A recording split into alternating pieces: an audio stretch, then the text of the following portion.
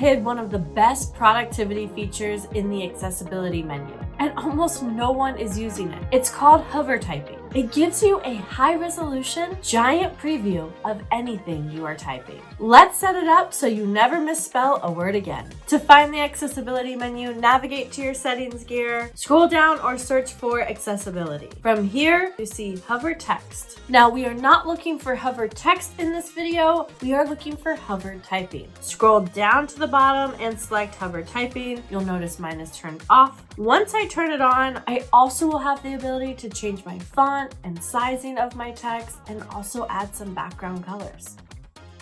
I'm going to keep my font in a bold set style here.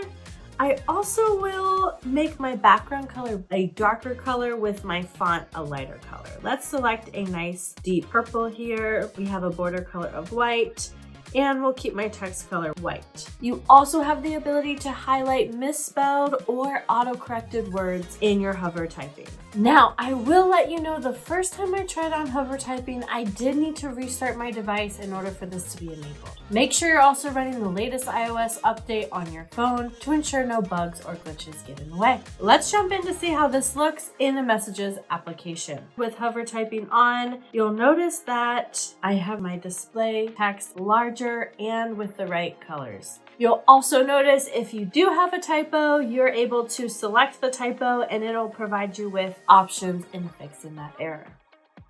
To turn off hover texting at any time, navigate back into your settings gear and simply turn it off. Don't forget to like and comment on this video if it was helpful for you. Subscribe to our YouTube channel to stay up to date with all of our tips and tricks, and I will see you in the next video.